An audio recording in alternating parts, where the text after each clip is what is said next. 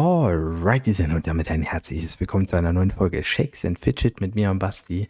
Und ja, es macht derzeit wieder deutlich mehr Spaß, dieses Game. Denn ich sag mal, wir sind zwar jetzt hier auf dem alten Backend, aber wir wechseln gleich mal auf den Server vom neuen Backend. Und ich muss sagen, die Performance läuft seit dem letzten Update deutlich besser. Ich merke keinen Unterschied mehr so wirklich zwischen altem und neuen Backend. Im Detail gibt es nur ganz minimale Lags, die ich irgendwo sehen kann.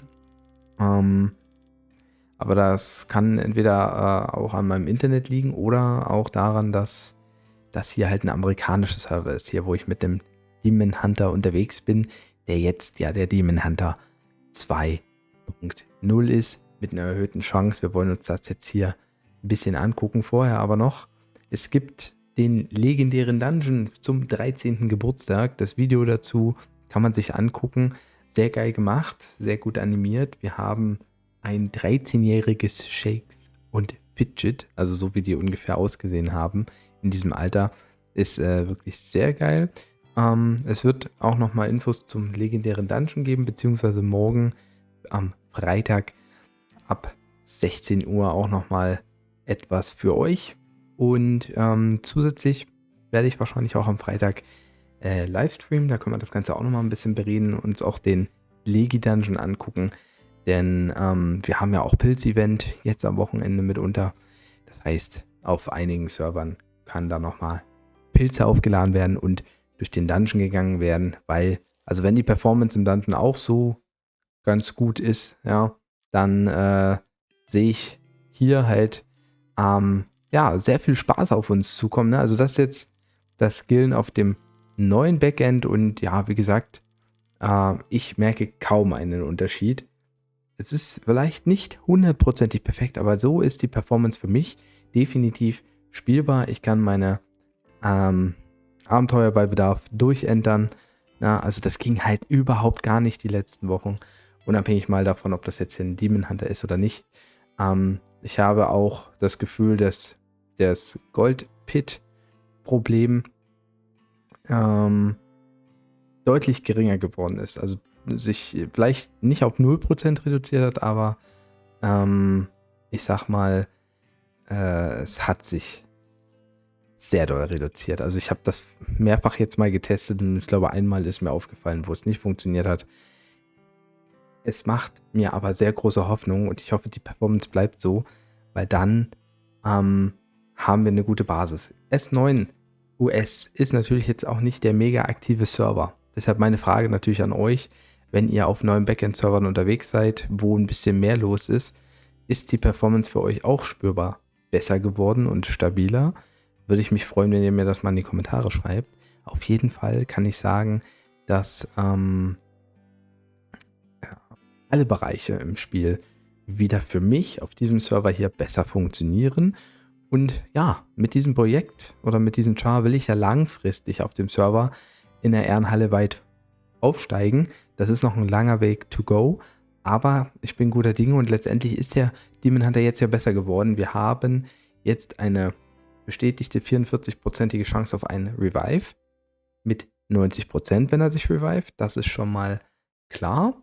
Und was noch neu ist, damals zum Beta-Server war es nicht, wenn man revived wird in einem Fight, wird die Chance auf um 2% reduziert, dass man wieder revived wird und die Summe an Lebenspunkten wird auch nochmal um 10% reduziert. Das heißt, beim zweiten Revive haben wir 80% HP. Beim dritten 70. Gut, jetzt ist natürlich die Frage, müsste man mal ausprobieren, ob man irgendwann auch mal auf 0% HP landen würde oder ob es dann ein minimales Spektrum gibt dafür. Das werde ich versuchen rauszufinden, da wir ja auch auf dem Server, wir haben hier noch sehr viele Dungeons offen, die ich machen kann. Also ich bin beim Turm auch noch nicht mal hundertprozentig aktuell. Da wird es sicherlich dann mal die Chance geben, das auch zu testen zeitnah.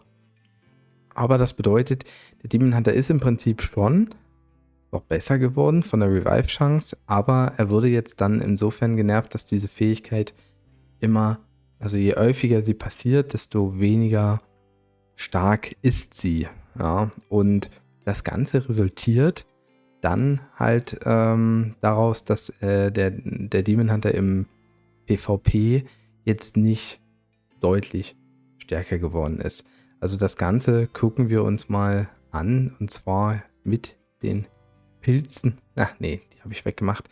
Habe ich jetzt mal alle Chars basierend auf meinem Char auf S41. Da wechseln wir auch gleich nochmal rüber. Mit den Werten, die ich da hatte, transferiert in andere Klassen. Ja, wir sehen hier Scout, wir sehen hier Druiden, Demon Hunter, Magier und auch den Barden habe ich mal mit reingenommen, lustigerweise. Und Ma hat ja alle Werte aktualisiert. Und wenn ich jetzt den Demon Hunter mit quasi gleichen Geschickwert wie mein Main Char nehme, ich habe mir aber mal eine Kundschafterwaffe rausgesucht auf dem Server, das heißt, ich habe hier gekämpft gegen einen, Moment, ich zeige es euch mal, ich muss aber dann auf jeden Fall die Pilze mal doch anlassen, da kann ich besser wechseln. Habe ich hier gegen diesen Kollegen gekämpft, ja. Gucken wir uns mal an. Show Combat, ja. Habe mir halt seine Waffe genommen mit meinen Werten und die habe ich dann mal in die Geschickklassen eingeführt. Jetzt gab es einmal Revive, na, wir hatten 210.000 HP. Zweimal Revive, 187.000 HP. Also man sieht, diese geringeren HP-Zahlen sind auf jeden Fall implementiert und ja, letztendlich ist er im PvP schon etwas besser, da in dem Bereich, wo wir hier liegen mit den Leveln und auch im Late Game, war es meistens so, dass der Demon Hunter einen Fight gewonnen hat, wenn er sich einmal revived hat. Jetzt hat er immer noch eine höhere Chance darauf, dass er sich auch zweimal reviven kann und dann kann er auch Fights gewinnen, aber wir haben schon gesehen, im Prinzip ist die Chance für den Demon Hunter, wenn wir ihn jetzt hier auswählen, One vs. All bei 20.000 Versuchen. Moment, das war der falsche. Ja. Ist die Chance, dass er jetzt gegen einen Assassin und auch gegen einen Scout gewinnt, grob bei 42%. Also das heißt, im Schnitt ist er da schon schwächer. Auch der Druide ist stärker noch im PvP als der Demon Hunter, wie es jetzt ist. Ich habe jetzt keinen Vergleich zu den Werten, wie es davor gewesen ist für den Demon Hunter, ob sie sich jetzt deutlich verringert haben, ob sie sich etwas verbessert haben. Vom Gefühl, denke ich, haben sie sich leicht verbessert.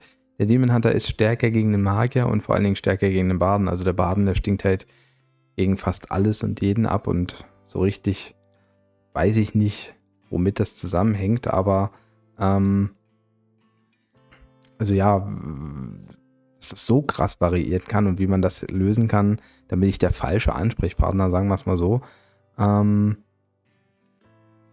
Ich sehe auch gerade, dass genau die Waffe, die ich beim Demon Hunter eingegeben habe, ist eine von einem Scout, die ich gefunden habe. Wenn ich jetzt mal gegen den, wenn ich jetzt mal die Waffe nehme, die tatsächlich der 13 IG hat, gegen den wir gerade gekämpft haben auf S41 und die Werte mal eingebe, das kann ich mal machen, 1386, ne, 1378 minimal und 1538 Maximum. Das mal speichere, simuliere, werden die Chancen noch geringer. Also das heißt, die Waffe ist wahrscheinlich nicht ganz aktuell und eine niedrigere Spanne ist vielleicht gar nicht so stark. Ja? Beziehungsweise ich muss mir vielleicht nochmal eine andere Waffe raussuchen auf dem Server schnell. Können wir mal machen von einem, der ein bisschen 1500.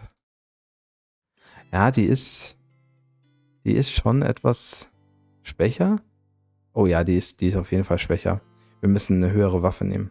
damit die Werte noch ein bisschen besser sind. Ach, tatsächlich die Waffe, die ich vorher hatte, die Werte, die wir vorher hatten, die ich mir genommen habe, 2000, passen zu einem 478er Level und sind daher von den Werten her schon sehr ausschlagkräftig, ja. Also diese knapp 72%, 42% Winrate nur gegen Assassinen, gegen Scouts, sind dort ganz entscheidend an dieser Stelle. Und ja, der Assassine ist im Schnitt, glaube ich, noch ein bisschen besser. Da muss man auch wieder auf die Waffen gucken, wie aktuell die jetzt sind. Der Assassine hat ja eigentlich einen kleinen Vorteil im Schnitt gegenüber dem Scout, weil er einfach viel mehr Variation hat in seiner Schadensdarlegung. Ne? Wenn der Scout nicht crittet, der Assassine aber einmal crittet, hat der Assassine einen Vorteil in dieser Runde gehabt und dadurch ist er insgesamt etwas effizienter. Aber das heißt, der Demon Hunter ist definitiv nicht zu stark geworden im PvP und man wird jetzt halt sehen, wie das ist mit diesen Lebensreduzierungen. Ob das jetzt für immer so bleibt, ja, vor allen Dingen eben auch in Bezug darauf, ob er dann mal 0% haben kann. Oh, wir machen hier einen Raid gerade. Bin ich gar nicht dabei, anscheinend. Okay, ich habe mich gar nicht angemeldet. Ups, schlechter Spieler. Ja, das werde ich auf jeden Fall euch zeigen. Im besten Falle, also Freitag gibt es auf jeden Fall einen Stream. Machen wir das vielleicht auch schon im Stream, dass ich quasi vor dem legendären Dungeon auf diesem Server S9 US auf jeden Fall nochmal ein bisschen versuche, durch die Dungeons zu gehen, ein Level aufzuholen, damit natürlich auch die Gems dann stärker werden. Das wird so vielleicht das hochwohlgewordene Ziel sein. Wir können aber sagen, Demon Hunter Rebalancing wird interessant, wird auch interessant sein auf einem neuen Server, da das jetzt fest integriert ist. Beim neuen Server wird es dann also wahrscheinlich einige Spieler geben, die da versuchen werden, mit dem Demon Hunter ja, neue Rekorde vielleicht aufzustellen. Das könnte passieren. Für mich noch wichtiger, die Performance läuft wirklich sehr gut im Vergleich zu den letzten Wochen. Bitte weiter so und bitte auch zum legendären Dungeon so. Dann haben wir keinen Grund zu meckern. Jetzt freue ich mich auch, dass Shakes & Fidget, okay, ja, muss mal sagen, Shakes & Fidget, wenn man in die App reingeht oder auch bei Steam, steht da, sie haben 12. Anniversary, ja, aber von dieser Stelle her nochmal alles Gute auch zum 13. Geburtstag. Ja.